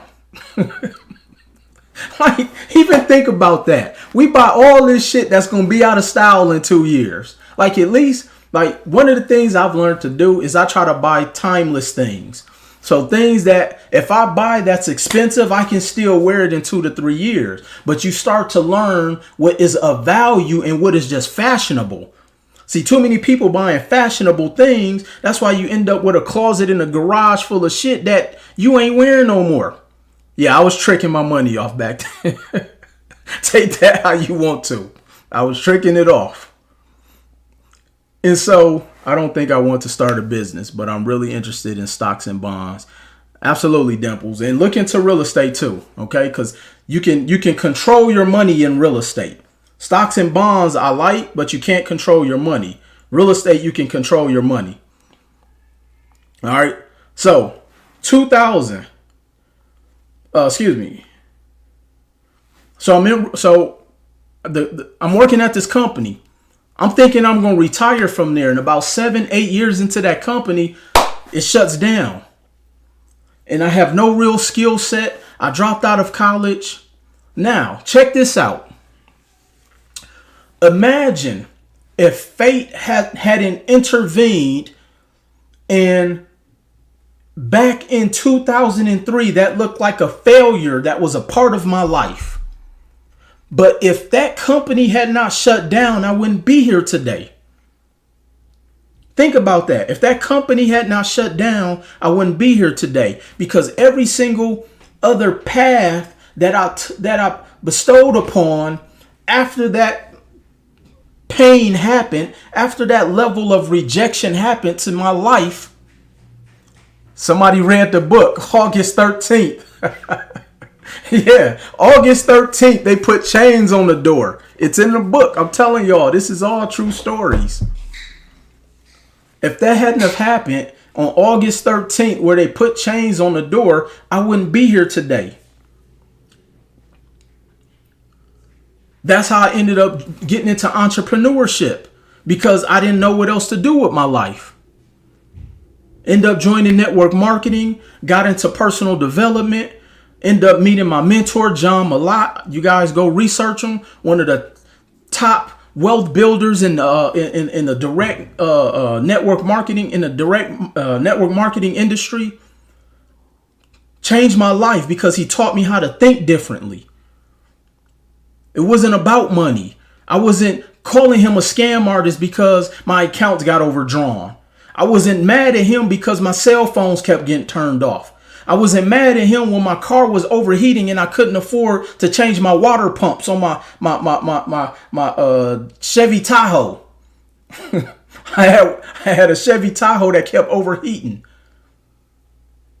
I couldn't get mad at him because he gave me the pin drop of information that expanded my mind for me to change my life.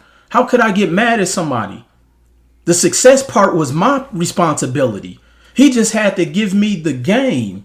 He just had to believe in me enough so that I can believe that I can do it. That's what a mentor does. They don't guarantee your business successful. They don't guarantee you buy 1,000 houses. They give you the information and you put the work in. And so moved to Las Vegas. I failed many times. I was homeless. I was fired from jobs. I'm hiding from the repo man. I started businesses. I failed the businesses. I got sued civilly. You can go look up my court case. The gentleman who I bought the tax franchise from in 2013 was running a Ponzi scheme. He's actually serving federal time right now. And he tried to sue me. And I had to spend a little bit of money I had left over fighting the case.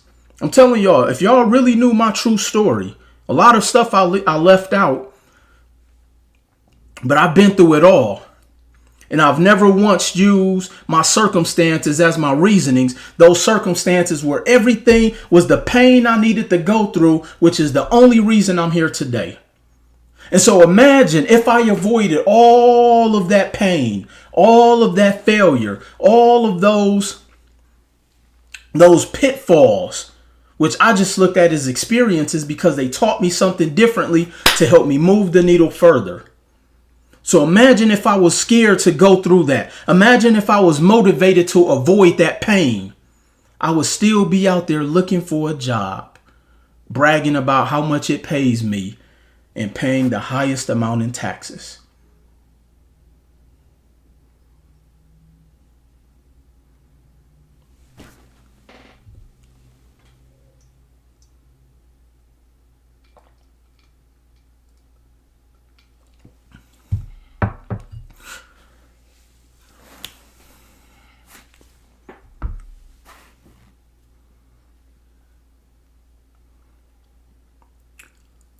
This is why I go hard, Dimples. Because now the pain I'm trying to avoid is the pain that I came from, not the pain of failure. The pain of failure is what motivates me, because that's the only way you find out what your character is, what drive you have, if you have a real burning desire, if you even built for this shit. Because everybody not built for this. See, I was willing to be disruptive in my own life to be where I am today. I was willing to be disruptive in the narrative that people had of me, thinking I was supposed to live the life that they thought I was supposed to live. Hell no. I don't abide by the rules somebody put on my life. So I'm willing to go through and taste the pleasure of what Will Roundtree's success is supposed to taste like. Let me tell you, it tastes delicious. Them Wagyu steaks taste delicious if you're a steak person. If them vegan chops you like, if that's your taste buds, then that is going to taste delicious. But you have to be willing to find out what your journey is calling for you. We can't be worried about what somebody else has on our life plan. I don't care what my parents said. I didn't care. I didn't care about the structure of what they thought my life was supposed to look like. I was willing to go through the pain to be here today. Oxtails and rice peas taste good. Absolutely, Dimples. So that should be the level of success you want to adhere to. And stop avoiding the pain of failure. Because when the failure is structured, remember, it's not final. It's a lesson. It's a lesson. And as I said earlier, you have to stop letting your failures go in vain, or else I would still be back at that company making $45,000 a year, to where now we're doing 45,000 every couple days. We have 7-figure real estate portfolios. I'm buying businesses. I'm doing private money deals. It's powerful when you can take this and you can loan your money out for other people to do deals, and now I'm getting a 12 to 15% return every 90 days from 5 to 10 different deals I have out there. It feels good when you are putting your money out, as I'm a hard money lender, when I'm putting out 5,000 here, 15,000 here, 50,000 here, knowing I'm getting a 12 to 15% return back. And if they don't pay back, guess what? I got first right position to acquire the asset that I put the money up against, because I'm only putting up money if you have an asset. But that's because I had to be willing to go through the pain of failure to learn these things. I was willing to invest my money into mentorship. I was willing to read the books. I wasn't scared of saying, oh, everything is a scam. It's only a scam. See, most people get jammed up in scams because they didn't read the fine print. Most people get jammed up in scams because they want the $10,000 with the Cash App flip, where somebody's going to give you $10,000 and you give them back $500. Stop letting your pain point be greed. All right, good night, Dimples. I appreciate you being on the live tonight. Too many people's pain point is greed. I'm making about $150K a year in the oil field. It's a challenge for me to walk away from. You shouldn't walk away from it. That's $150K. But learn how to maximize it and start investing. See, that's the other thing. Stop listening to these gurus who telling y'all to quit your job. I tell people you shouldn't quit your job until you're getting 2 to 3 times of what your expenses are per month. And some people, and not talking about you, Nichols 302, but so many people who are making $150K a year, they trying to let people know they make $150 a year, so they in debt up to their eyeballs. So this is now why some people who make $100,000 can't invest, because they jammed up. I invested heavily in whole life insurance policies. Good stuff. Now look into IULs too. That's right. Milk that $150K that they willing to pay you.